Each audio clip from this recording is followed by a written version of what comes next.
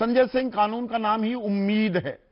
उम्मीद की किरण जगी, क्योंकि आप कह रहे थे ये सरकार ने अपनी तानाशाही हम पर थोप दी है और ये दिखावा कर रहे हैं, ये दरअसल मुसलमानों को दबाना चाहते हैं। सुप्रीम कोर्ट तो नाइट एंड शाइनिंग आर्मर की तरह आपके बचाव में आता दिख रहा है या नहीं?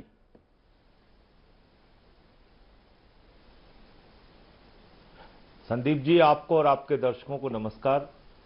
निश्चित रूप से जो सुप्रीम कोर्ट की सुनवाई है वो एक सकारात्मक दिशा में बढ़ रही है, मैं ये कह सकता हूं।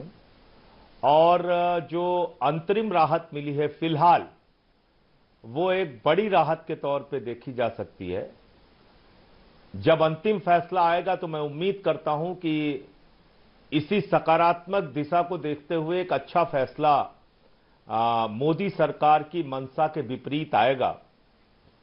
आज का जो यह अंतरिम फैसला है, ये मोदी सरकार के लिए एक बहुत बड़ा धक्का है, क्योंकि उन्होंने गैर संवैधानिक बिल पास किया था।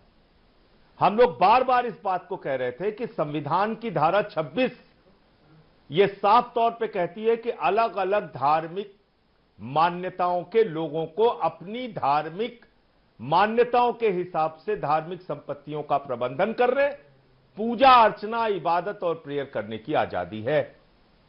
तो मोदी जी हो या कोई उनकी जगह और प्रधानमंत्री हो, वो संविधान की धाराओं के विपरीत कोई कानून नहीं बना सकता।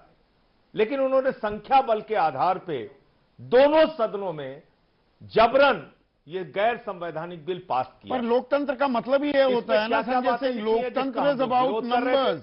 लोकतंत्र तो आंकड़ों का खेल है ना, जिसके पास आंकड़े हैं वही सही। ये दस्तूर है। लोकतंत्र जनभावनाओं से भी चलता है, लोकतंत्र संवाद से भी चलता है।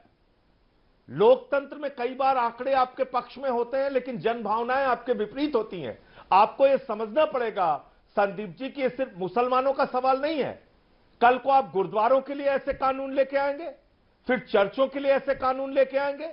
बौद्धों की लड़ाई चल रही है बोध गया में, आप मंदिरों के लिए ऐसे कानून लेके आएंगे। आपका मकसद क्या है? आप धार्मिक संपत्तियों को कब्जा करके अपने दोस्तों को देना चाहते हैं। मैंने पार्लियामेंट में भी ये बात बोली थी।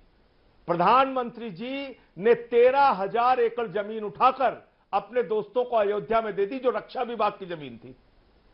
300 काशी के अंदर मंदिरों को तोड़ के व्यापार करने के लिए तमाम व्यापारियों को वहां पर जमीनें दे दी गई काशी कॉरिडोर के नाम पे। आप धर्म के नाम पे धंधा कर रहे हैं और बड़ी बड़ी बातें कर रहे हैं। ये वक्फ के नाम पर धंधा, और धंधा भी क्या कहूं, गोरख धंधा नहीं चल रहा है क्या?